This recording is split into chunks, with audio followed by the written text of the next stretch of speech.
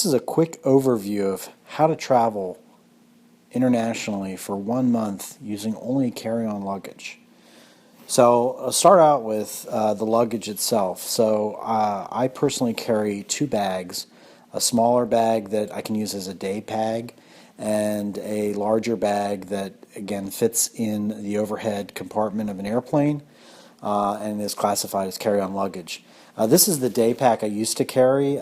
It's actually pretty small. It only has one strap, but I've going for a month, I felt I needed a little extra room. So again, this has one strap, and it has enough room for things like a laptop, your iPhone, and then it has some expansion that if you need to stick a jacket in it, that's very helpful. So this is kind of the overflow for your main bag and what you would stick underneath the front seat of the airplane. My main bag is made by Red-Oxx. They're a very high quality American made company. This bag cost about $225, which seems outrageous, but they last forever. I've had one of these for 10 years and it looks like it's brand new. It's very high quality zippers. They have 2 models. One has a backpack and one doesn't have a backpack. They're about the same size.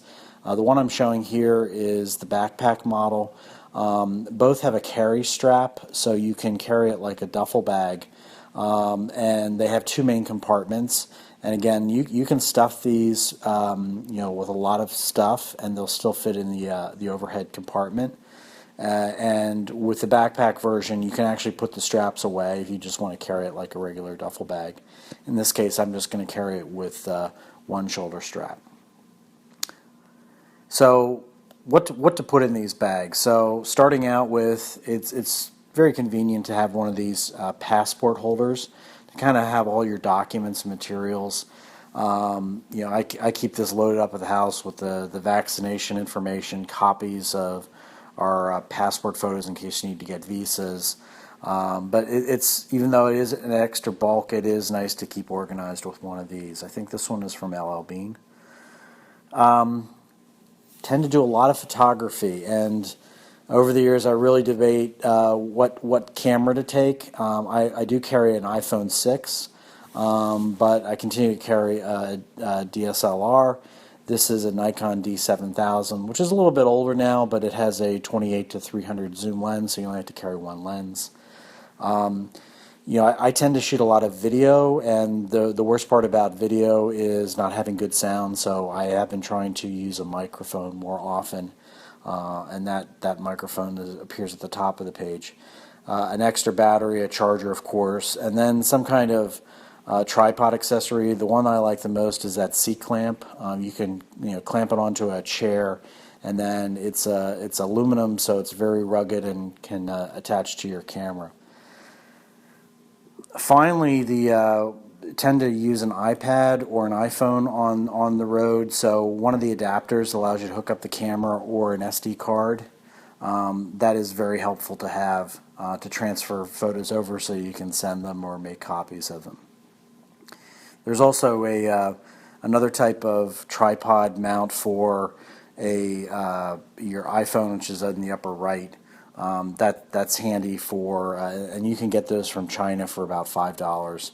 They just clip on to they're kind of a universal spring-mounted tripod, and allows you to hook it up to a tripod. We also tend to throw a bunch of food. You tend to get hungry at the wrong times, or you're hungry at the airport. Oatmeal's a good choice, along with these granola bars, saved many times from being too hungry by having a granola bar. Also, I'll tend to throw a few tea bags in just because I like to have tea, and often the tea you get is not the best. Okay, to toiletries. So first of all, you use these clear bags so that going through airport security, you can just grab them out and put them separately through the scanner. There's not much to note here, but sunscreen and bug spray in small tubes is very helpful. On the upper left is a special clothesline that you can hang in a bathroom. It doesn't need clothes. It has some clips on it that you can clip clothes to it. Obviously, you're not going to be able to take a lot of clothing with you, and you're going to be doing wash, and when you don't have a washing machine and dryer, you're going to have to dry. So it's pretty important to have some kind of string that you can string up clothing. And then related to that, the blue bottle in the center, lower center, is a camping soap. It's kind of a universal soap. You can use it to do dishes. You can use it to wash your clothes or to shower with. That is very handy stuff to have. And then finally, in the blue bag, I also keep like the extras from my regular shaving kit that you'll see in a future picture. So we tend to rent a car wherever we go, and so having the right setup for your phone in the car is pretty critical for both maps and if you would like to listen to music. The clip on the lower left, again from China, they're about $5. It clips onto the vent, and it'll clip onto any type of camera. It's a spring-mounted, spring-loaded mount, and it'll hold your phone vertically or horizontally. Really handy to have. The cable above that is some older rental cars will only have a 3.5 millimeter audio jack, so I take one of those along just in case. Or in an older rental car. And then a power adapter for a cigarette lighter for your phone. I also take a second phone, so the phone pictured here is an unlocked phone. So it allows you to buy a local SIM card, and so that you can have local data, local messaging. It's very helpful to be able to communicate to people locally by text or by phone. And having the data available in the local country is often much cheaper if you buy a local SIM. The other idea is if you have a second phone, which is my older phone, if something happens to the primary phone, you still have a backup. Okay, so this is my emergency kit or my exceptions kit.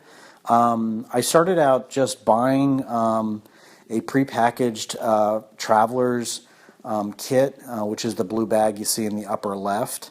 But eventually the medications that they provide expire, and they're also usually brands that you've never heard of, so it's not, if you want some ibuprofen, you kind of have to look at an index card and then figure out which one's ibuprofen.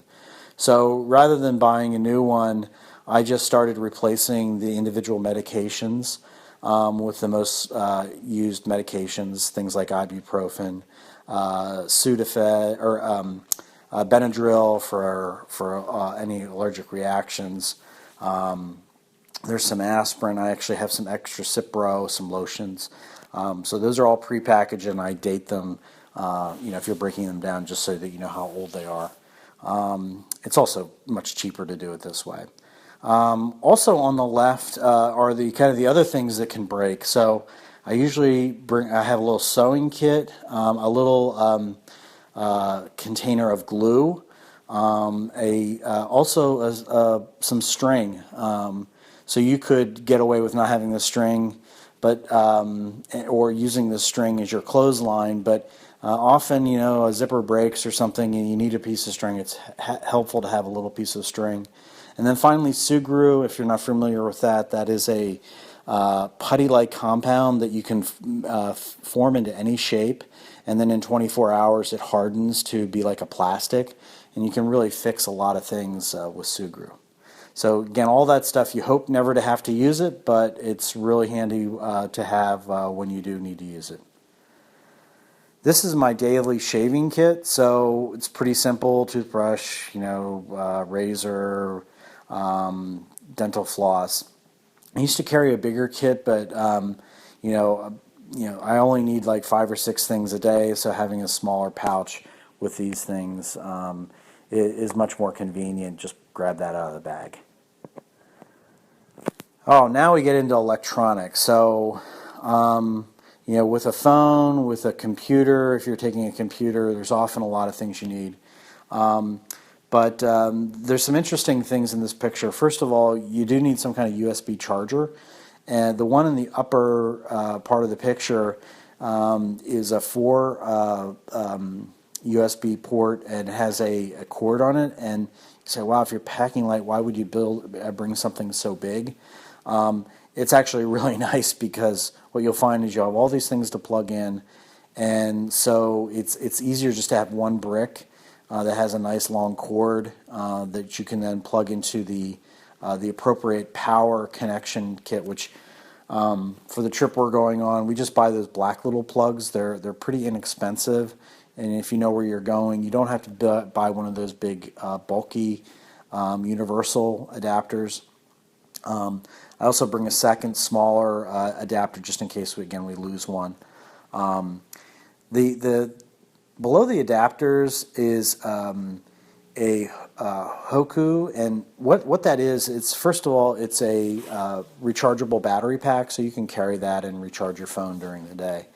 But it also is a router that allows you to hook up to wireless connections, and also to stream. You can put a USB drive in there. If you're not real technical, I wouldn't get into one of those, but it's a very kind of handy universal network a device that has come in handy many times.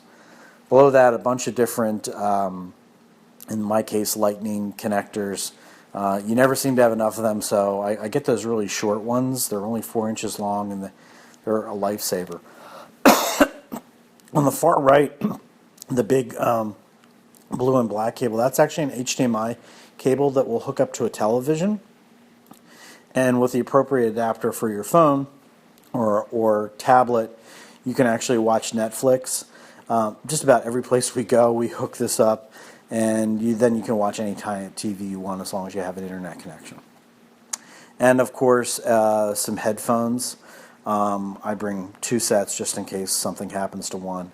The little multi-tool up there, these are, in theory, not safe to take on airplanes. They don't have a sharp edge, but I will admit that I've had several of these types of things taken.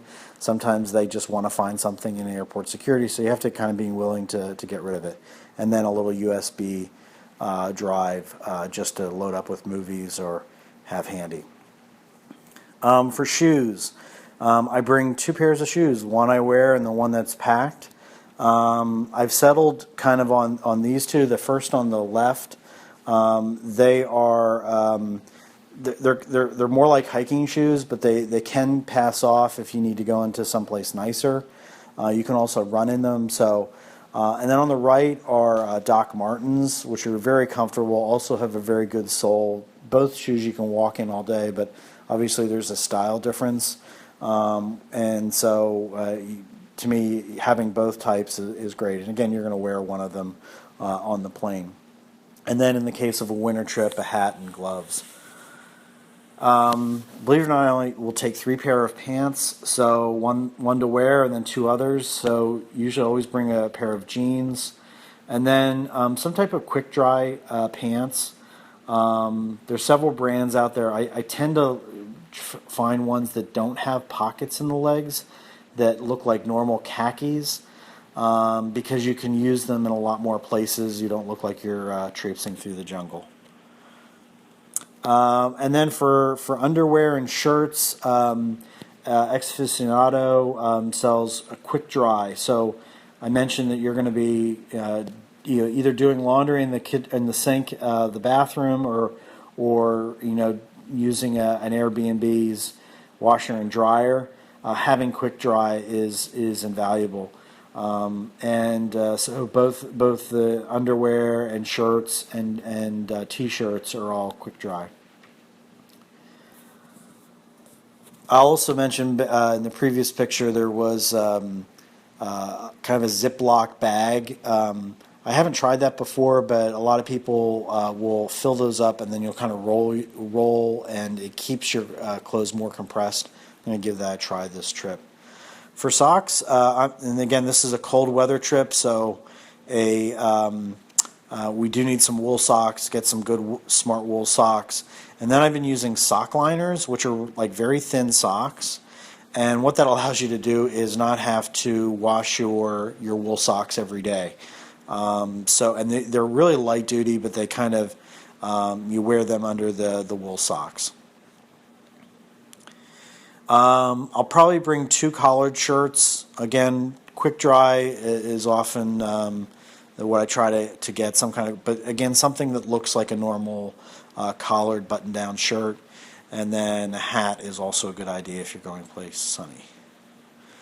Okay, for the final section here, we're going to talk about jackets. So in this case, we're going to a cold weather climate, so the key to staying warm is to wear layers.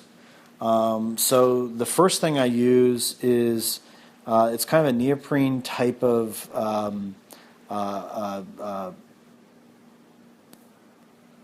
fleece jacket. They're not really expensive. They're not exactly waterproof, but you can actually wear this like as your shirt for the day. So you could just have a t-shirt and have this on, and it looks normal. But then you can also wear a shell over top of this, and it'll keep you warm. This is a very flexible, and it's not a very bulky item to have. I'm not taking this on, but for a warmer climate, I would take this rain shell. And this is a Patagonia, but it's a Goretex rain shell. It's very light, and it just keeps the wind and rain off of you. It doesn't provide any insulation. But again, for cold weather, not taking that, but rather taking this sorrel jacket, which on the picture looks very similar. And it is wind and water resistant, but it is thicker and heavier. Again, this jacket alone would not be good in 30-degree weather, but with layers underneath, it works well.